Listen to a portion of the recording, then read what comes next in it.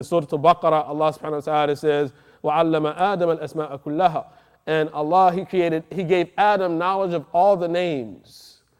And so because of this, you find scholars such as the Abu Hassan al-Ash'ari, one of the great scholars of Ahlul Sunnah, and you find in the Zahiri school, the school of Ibn Hazm or Dawood Asbahani, the literalist school, that they have the view that Allah created language. He's the creator of language.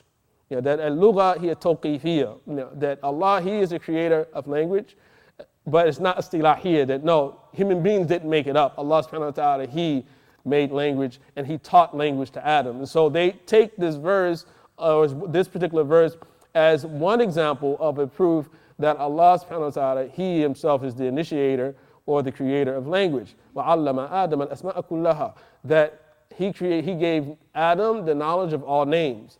Now, on the other hand, there's the opinion that this particular verse, of course, is not decisive evidence of that, because teaching one the names of all things does not necessarily mean that Allah subhanahu wa ta'ala, or couldn't possibly have meant that Allah gave him the knowledge of every single thing that does exist and will exist until the end of time. But it was a reference to specifically those things that actually existed at the time. So Asma, names, actually means al-musammayat, things that are given names, things that are designated, or the designees of those particular designations. So for instance, Adam alayhi salam said, Mikael is your name, Jibreel is your name, Iblis is your name, this is hadhi baqara, or hadhi dajaja, this is a cow, this is a chicken, that Adam himself, he knew the names intuitively. Through Allah subhanahu wa ta'ala created him a type of knowledge, intuitive knowledge within himself to actually make that decision. Or in some views and some interpretations, that Allah subhanahu wa ta'ala simply inspired Adam, and Adam himself was the one who assigned names to all things on his own, through inspiration, as opposed to actually Allah telling them this is the name of this and this is the name of that. And what also supports this opinion about Allah subhanahu wa ta'ala being the author of language, or the initiator of language, is in Surah Al-Rahman, where it begins by Allah saying, Ar-Rahman allama al-Qur'an, khalaqa al-insan, allamahu al-bayan. The All-Merciful, He taught the Qur'an. He created man, and he taught him al-bayan, articulation. He taught him articulation. So this also is used as a proof of that. Allah knows best what opinion is correct, or what is the correct opinion in that regard. But this is a debate that actually you'll find in many of the books of usul al-fiqh, of the of Islamic legal theory, that they usually say, the scholars will say that this has nothing to do with usul al-fiqh, but we just simply continue to talk about it because our predecessors, they introduced this discussion, so we continue to speak about it just like our predecessors have. So this is, but it is an important thing to really think about, this idea of what is the origin of language and what is language all about, because language can be used to reform just as it can be used to corrupt. If anything, language can have a greater impact on an individual, on the psyche of a person, than even the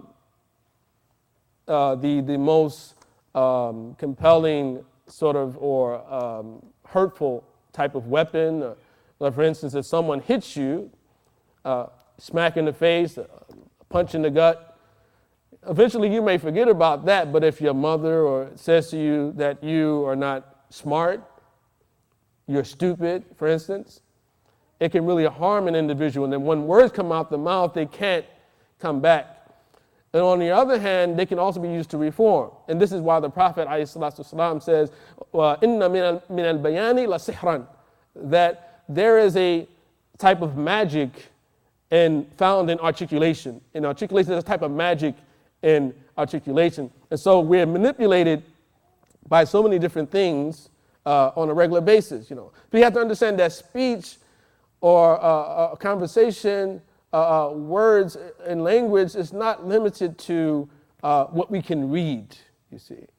we have to understand that language, if we start with the understanding that language is something that comes from within, and that is the reality, what it is, then we are constantly involved with the process of reading itself. And this is why some scholars interpret the meeting between the angel and the Prophet ﷺ when he says, "Iqra," read. Say, "Ma ana biqari," I cannot read. That it is a reference to "Iqra al-ayat," read the signs of God. Read the signs of God. It's not necessarily to say that actually read something written down, especially when we reflect upon the history of writing, and it started off with cryptographs and then it's developed into what we know today. That language itself has many different forms. So you find, and because of this reality, you find a difference between the definition of the scholars of grammar in the Arabic language and the scholars of, we call language, or the linguists themselves. So al-kalam, what is kalam? What is speech? What is it? The scholar of grammar says, for instance, in Ibn al-Ajurrum's, his al-Ajurrumiyya, al-kalamu huwa al-lafdhu murakkabu al-mufidu bil-wad'i wa aqsamuhu thalathatun. And those who study the al-Ajurrumiyya, that speech is the expression which is it is the compound expression which makes sense, a rough translation of it. Meaning that if something is not expressed in word, it is not expressed, then it's not speech. If it means if it's not murakkab, it's not compounded, meaning made up of more than one word. Anta hurrun, you are free. It's two words. If it's not made up of more than one word, then it's not considered to be speech, according to the grammarian. And it also, if it's not mufid, in qama, if he stands up, and you stop there. So no, it's two words, but if he stands up, what? It's not a complete sentence. It doesn't make sense. It doesn't complete the thought. So it's not considered to be speech in the language of the grammarians when they developed that particular science, which it actually came after the original understanding of what language was all about, which is actually the definition that was assigned to language or speech given by the scholars of language, Ahl al-Lugha. So for instance, so you find this a particular concept, this idea amongst the grammarians, kalamuna lafdhun mufidun kastaqim, as Ibn Malik says in the al-fiqh, that kalam is the same definition as you find also in the